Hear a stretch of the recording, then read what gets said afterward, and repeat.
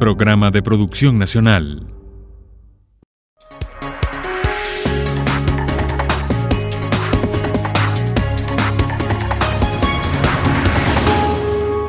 Siete 16 de la mañana, de vuelta con mucho más de Primera Página, luego de esta cadena nacional de radio y televisión. Nosotros retomamos conversación con el integrante de la Asamblea Nacional Constituyente, Germán Eduardo Piñata, además miembro del Partido Socialista Unido de Venezuela. Dejábamos pendiente, analizando el tema electoral en Venezuela, las garantías que hay, señor Piñate, para la elección presidencial en Venezuela. Desde la oposición se acusa al gobierno nacional de manipular las instituciones para impedir candidaturas por algunas inhabilitaciones, de intentar eliminar partidos políticos como por ejemplo Voluntad Popular, Primero Justicia, de la tarjeta de la Mesa de la Unidad Democrática, entre otros, migración de votantes, cambios de centros electorales. ¿Qué garantías hay para todos los venezolanos en esta futura elección? Nosotros vamos a un proceso electoral con las garantías electorales amplias que siempre que han habido. Con esas garantías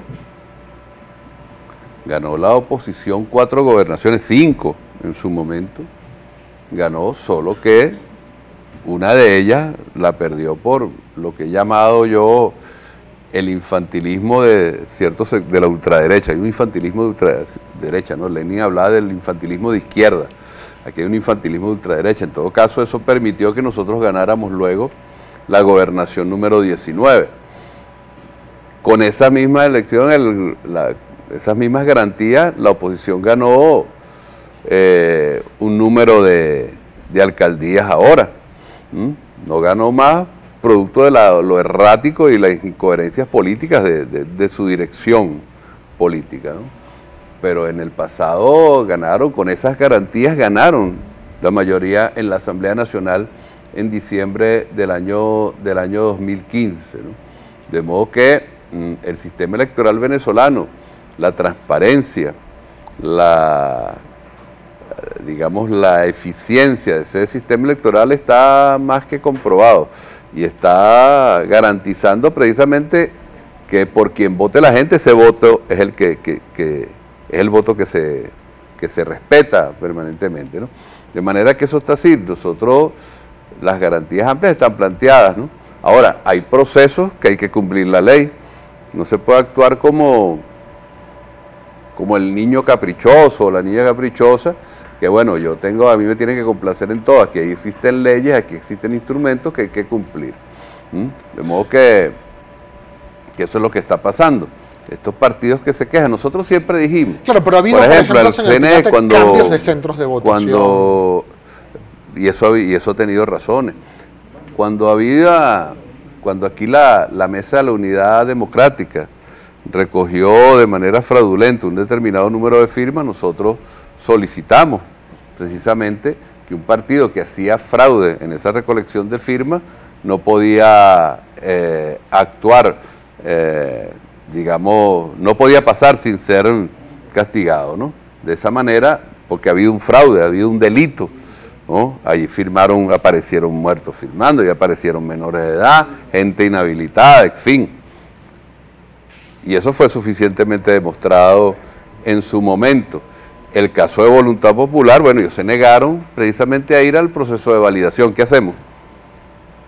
¿Qué hacemos? Había un proceso de validación de los partidos que no participaron en el último proceso electoral y tenía que cumplirlo. Claro, pero la ley electoral habla, señor Piñata, usted lo sabe, la ley electoral habla de 2 procesos electorales continuos nacionales, está bien, no de uno solo. Está bien, pero esa es la ley electoral, establece eso, una ley electoral del año 60 y pico, que tiene vigencia. La Asamblea Nacional Constituyente determinó que en este caso eso afectaba a un proceso electoral, que es el del año, que es precisamente el municipal, ¿no? Entonces, otros partidos acudieron al proceso de validación, el caso de Acción Democrática, el caso de Primero Justicia, por decir alguno, y con resultados, digamos, distintos en ambos casos.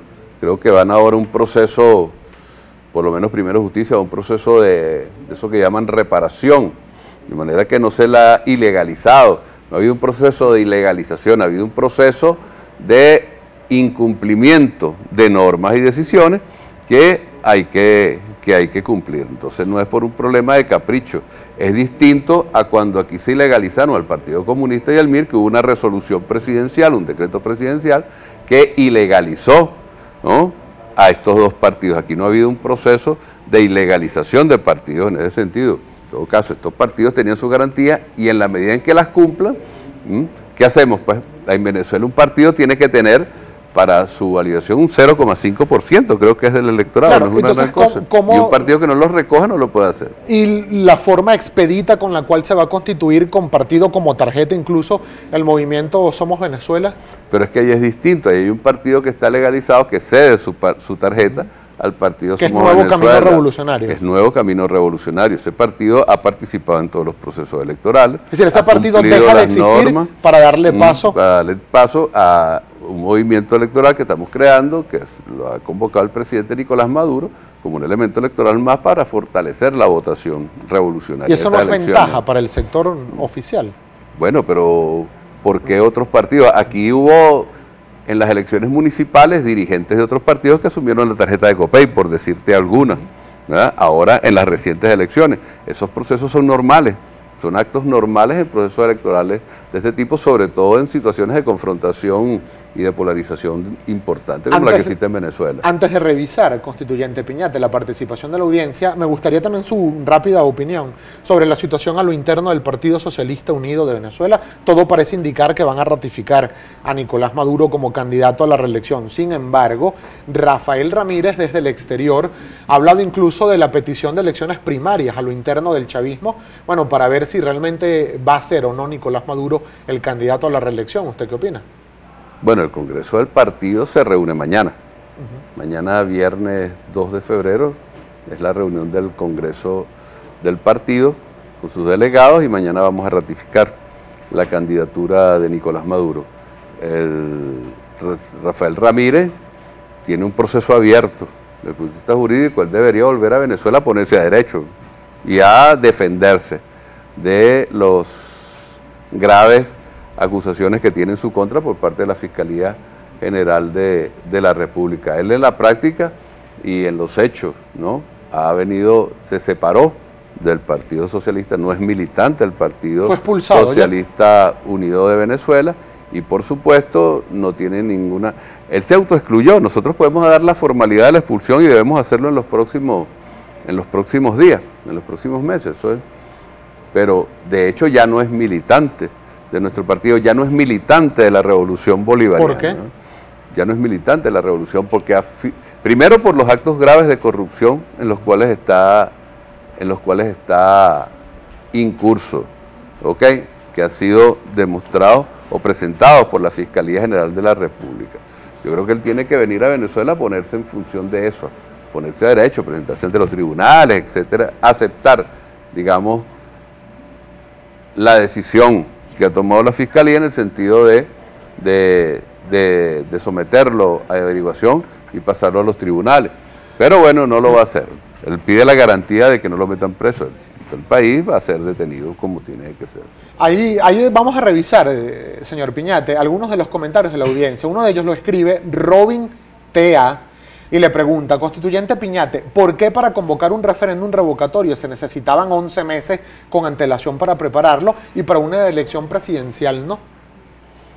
Son procesos distintos, pero además de eso, nosotros venimos ya con un padrón electoral, venimos ya con el Consejo Nacional Electoral tiene una maquinaria aceitada, de manera que es relativamente, no hay que hacer grandes cambios, ¿verdad?, desde el punto de vista de la infraestructura electoral que ya está montada, y además es un proceso electoral también se vota por una sola persona, una sola circunscripción nacional, etcétera, de manera que hay condiciones para eso.